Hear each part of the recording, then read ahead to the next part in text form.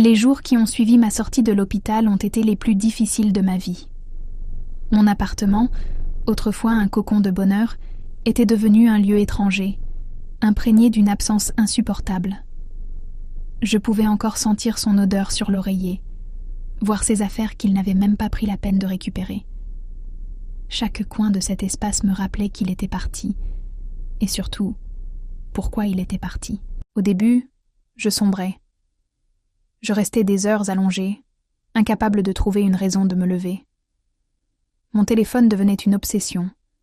Je le fixais, espérant un message, un signe de remords, une tentative d'explication. Mais rien.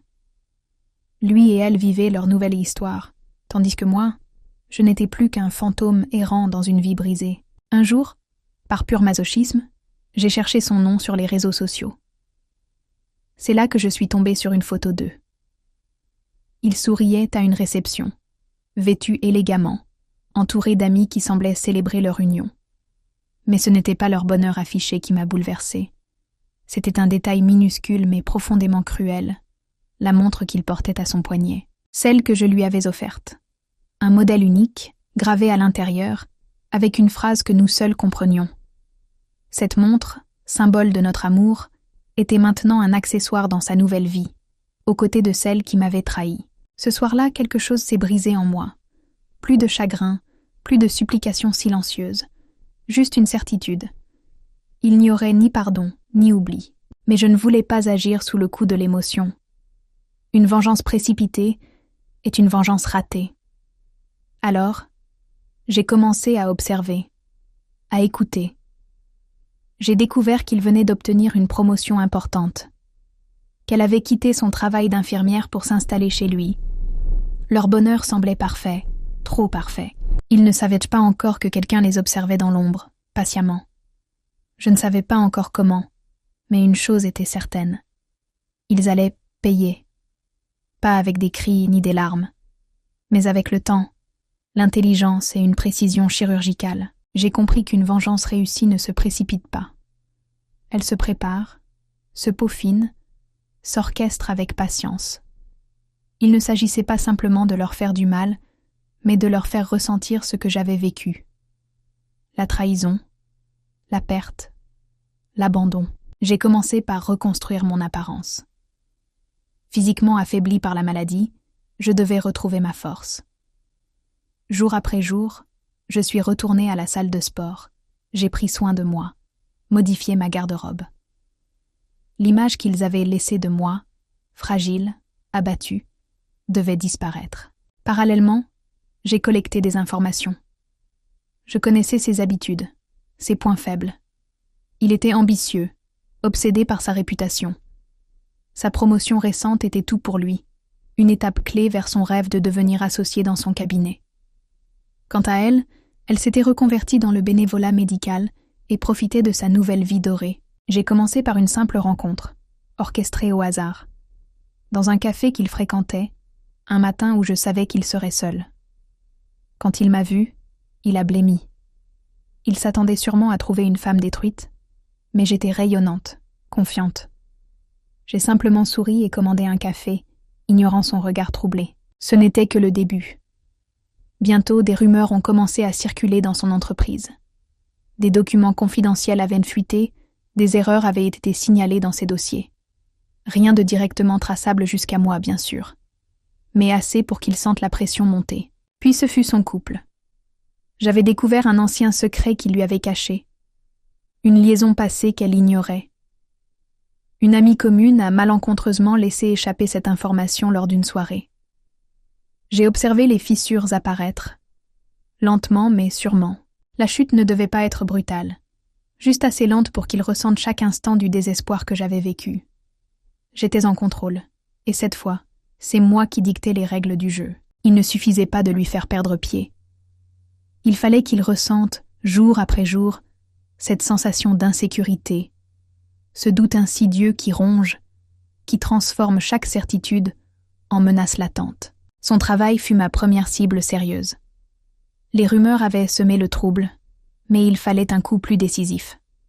Grâce à mes contacts, j'ai su qu'un de ses collègues attendait une occasion pour le discréditer. Il me suffisait de lui donner une petite impulsion. Un dossier confidentiel a mystérieusement atterri entre les mauvaises mains. Rien de compromettant au premier abord, mais juste assez pour éveiller des soupçons et mettre en péril sa récente promotion. Les semaines passaient, et il commençait à ressentir la pression. Il travaillait tard, dormait mal, et cette fatigue grandissante créait des tensions dans son couple. J'observais, patiente, sachant que le moment viendrait où la moindre faille les briserait. C'est alors que j'ai attaqué sur un autre front. Elle. Je savais que son passé cachait quelques zones d'ombre. Une histoire qu'elle n'avait jamais racontée à mon mari, une relation toxique dont elle était sortie difficilement. Une simple mention anonyme sur les réseaux sociaux, une vieille photo retrouvée, et soudain, son passé refaisait surface. Lui, déjà stressé par son travail, commença à douter d'elle. Leur complicité s'effritait. Les disputes devenaient plus fréquentes. Ils sortaient davantage, parfois seuls. Un soir, je l'ai vu dans un bar, un verre à la main, parlant à une femme qu'il venait à peine de rencontrer. Une faiblesse que j'ai exploitée. Une photo prise discrètement, une image envoyée anonymement, et le poison de la méfiance a fait son œuvre. Elle a commencé à le questionner, à surveiller ses moindres faits et gestes. Lui, acculé, a nié, s'est défendu, mais le mal était fait. Leur couple n'était plus qu'un château de cartes vacillant sous la tempête. Il ne restait plus qu'un dernier coup, un coup fatal. J'attendais juste le moment parfait pour l'asséner. L'heure du dernier acte approchait. Je l'avais attendu patiemment, tissant ma toile autour d'eux, laissant la pression s'accumuler jusqu'à ce qu'ils se consument de l'intérieur. Il ne me restait plus qu'à donner l'impulsion finale, celle qui précipiterait leur chute. Leur relation n'était plus qu'une ombre d'elle-même. Elle ne lui faisait plus confiance. Et lui, accablé par ses ennuis professionnels, n'avait plus la patience de la rassurer. J'avais entendu dire qu'ils se disputaient de plus en plus souvent, parfois en public. L'homme qui m'avait autrefois abandonné pour elle commençait à regretter ses choix, et elle réalisait peut-être qu'elle n'était qu'un simple remplacement, un mirage dans une vie qui s'effondrait. Mais je voulais que la fin soit définitive, qu'il perde tout. J'ai attendu une soirée importante pour lui, un événement où il devait redorer son image auprès de ses supérieurs après les récents incidents au travail. J'ai fait en sorte qu'elle apprenne, quelques heures avant, une vérité qu'elle ne pourrait pas ignorer. Il m'avait recontacté. Pas directement, bien sûr, mais il avait cherché des informations sur moi, avait demandé à des connaissances communes comment j'allais. Un geste anodin en apparence, mais pour elle, c'était la preuve qu'il n'en avait jamais vraiment fini avec moi. Elle l'a confronté juste avant la soirée, devant leurs collègues. Une scène humiliante, où elle l'a accusé de toujours penser à moi, de l'avoir trahi comme il m'avait trahi autrefois. Il a nié, s'est emporté, et les éclats de voix ont attiré l'attention. Son masque d'homme accompli s'est fissuré sous les regards curieux et méprisants de son entourage. Le lendemain, il a été convoqué par ses supérieurs. Une faute professionnelle, peut-être mineure en temps normal, mais après tant d'incidents récents, elle a suffi pour qu'on lui retire sa promotion. Quant à elle, elle a fini par le quitter. Je l'ai su quelques jours plus tard, lorsqu'il a vidé son appartement, seul, effondré. Je n'ai jamais cherché à lui parler. Il n'en valait pas la peine. Mon silence était ma victoire. Il m'avait brisé autrefois, mais aujourd'hui, c'était lui qui était à terre. Et moi, j'avançais. Libre, le rideau était tombé. Tout ce que j'avais soigneusement orchestré s'était déroulé à la perfection. Il avait tout perdu. Son couple, sa promotion, son image d'homme respectable. Il ne restait plus de lui qu'une ombre. Un homme vidé, brisé par une succession d'événements qu'il croyait dus au hasard. Mais le hasard n'avait rien à voir dans cette histoire. J'aurais pu m'arrêter là. Après tout, il était seul, affaibli, méprisé par ceux qui autrefois l'admiraient. Mais quelque chose en moi refusait de tourner la page aussi facilement. Ce n'était pas seulement une question de vengeance, c'était une question de justice. Il m'avait abandonné au pire moment de ma vie, alors que je luttais contre la maladie. Il méritait de sentir, au plus profond de son être, ce que signifiait être trahi, perdu, anéanti. Alors j'ai poussé ma revanche un peu plus loin. D'abord, j'ai pris soin de faire circuler une information compromettante à son sujet dans son milieu professionnel. Une rumeur, basée sur un fait réel mais légèrement amplifié, qui a fait en sorte qu'il ne retrouve pas facilement un poste à la hauteur de son ancienne fonction. Désormais, il n'était plus ce talent prometteur, mais un homme dont on murmurait le nom avec suspicion dans les couloirs des entreprises du secteur. Ensuite, j'ai planté la dernière graine du doute dans son esprit. Une lettre anonyme, déposée chez lui, qui ne contenait qu'une seule phrase. « Tu récoltes enfin ce que tu as semé. » Aucun nom, aucune menace directe. Juste de quoi le faire s'interroger, le plonger dans l'incertitude, le forcer à regarder derrière lui à chaque instant. Les semaines ont passé. Un jour, par pur hasard, je l'ai aperçu dans la rue. Il n'était plus l'homme sûr de lui que j'avais connu. Il marchait lentement, les épaules affaissées, le regard perdu. Il ne m'a pas vu, mais moi, je l'ai observé une dernière fois. À cet instant, j'ai ressenti quelque chose d'inattendu. Pas de joie, pas d'exaltation. Juste une paix froide, une certitude. J'avais repris le contrôle. Ma vengeance était achevée. Et enfin, je pouvais avancer sans me retourner. L'odeur du café frais emplissait l'air du petit café où j'étais assise, face à la fenêtre. De l'autre côté de la rue, la façade imposante du cabinet d'avocat où il travaillait encore se dressait, arrogante. Je tournais lentement la page du journal posé devant moi, feignant l'indifférence. Mais chaque fibre de mon être était tendue vers ce qui allait se produire. À 9h17 précise, comme je l'avais prévu, la porte tournoya, et il en sortit, le visage décomposé. Même à cette distance, je voyais ses mains trembler, tandis qu'il parlait avec animation dans son téléphone. La veille, j'avais finalement activé le dernier élément de mon plan. Une discrète fuite d'informations vers le comité d'éthique de son ordre professionnel. Les preuves que j'avais patiemment collectées pendant des mois étaient désormais entre les bonnes mains. Des preuves indiscutables de ses malversations financières, de ses petits arrangements avec la déontologie. Rien de majeur en apparence, mais suffisant pour briser définitivement la carrière d'un homme dont la réputation était déjà fragile.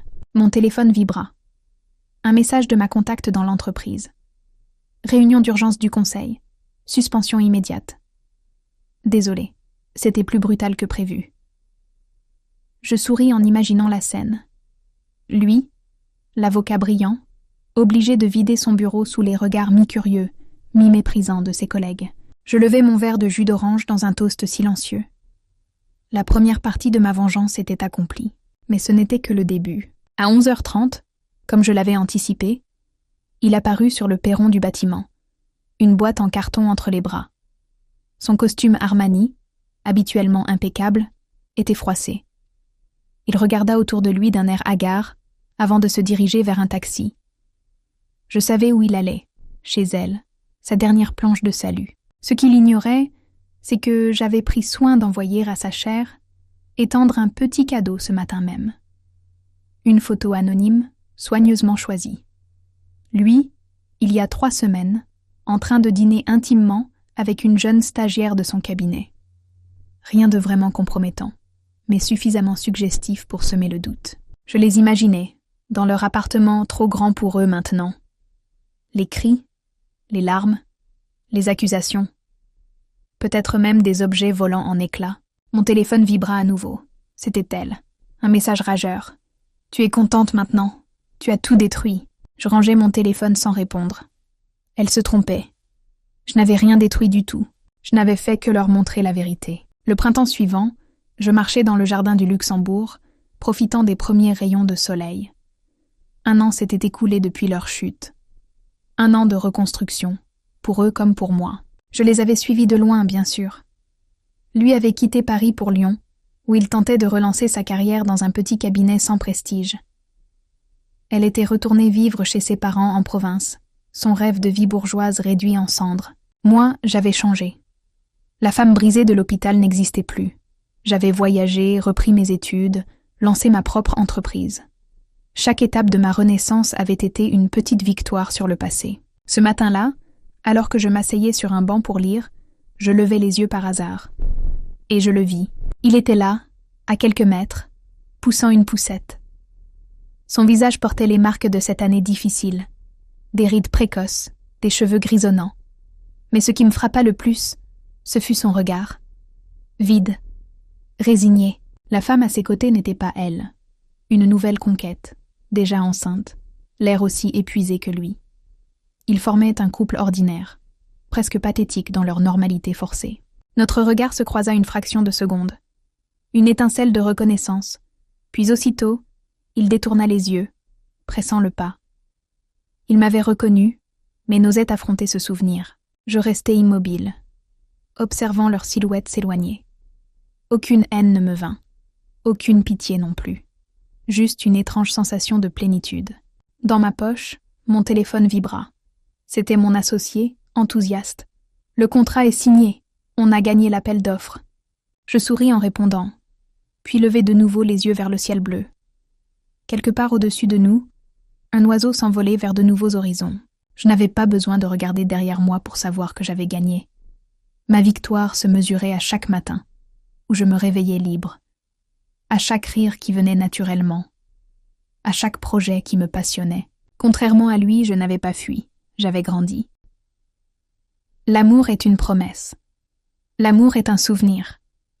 Une fois donné, il ne peut jamais être oublié. Ne le laissez jamais disparaître. John Lennon. Je me souviens encore de l'odeur antiseptique de la chambre d'hôpital, du bruit régulier du moniteur cardiaque et du poids des perfusions attachées à mon bras. J'étais là, vulnérable, affaibli par la maladie, croyant naïvement que la seule personne en qui j'avais confiance resterait à mes côtés. Pourtant, c'est précisément dans cet endroit stérile, où je luttais pour recouvrer ma santé, que mon mari a trouvé le moyen de m'abandonner. Il n'a pas eu le courage de me l'annoncer directement. Au début, ce n'étaient que des regards échangés, des silences prolongés, des absences inexpliquées. Je me suis convaincue que je devenais paranoïaque, que la maladie me rendait hypersensible. Mais un soir, alors que je me réveillais d'un sommeil troublé, j'ai vu leurs ombres se mouvoir derrière le rideau de séparation. Mon mari et elle. L'infirmière qui prenait soin de moi. Celle en qui je plaçais toute ma confiance. La douleur de la trahison a été plus brutale que celle de la maladie. Ce n'était pas seulement une infidélité. C'était un abandon dans le moment où j'avais le plus besoin de lui. Il ne m'a pas seulement trompée. Il m'a remplacée alors que je luttais pour ma survie. Les jours qui ont suivi ont été un brouillard de douleur et de silence. Il venait de moins en moins, trouvant des excuses absurdes pour s'éloigner. Puis, un jour, il n'est plus revenu. On m'a dit plus tard qu'il avait demandé le divorce, alors que j'étais encore hospitalisée. Il l'a épousée peu de temps après. À ce moment-là, je n'ai rien dit. Je n'ai rien fait. Mais une chose était certaine. Ce jour-là, une partie de moi est morte, et une autre est née. Je n'ai pas cherché à le reconquérir. Je n'ai pas versé de larmes devant lui. J'ai encaissé le choc en silence, laissant la rage s'installer dans chaque cellule de mon être. Les mois ont passé, et j'ai fini par quitter l'hôpital. Mon corps était plus faible, mais mon esprit était plus fort que jamais. Je devais me reconstruire, non pas pour lui prouver quelque chose, mais pour moi, pour la femme que j'avais été, et celle que j'étais en train de devenir. Ce n'était pas encore l'heure de la revanche. Mais un jour, ce moment viendrait.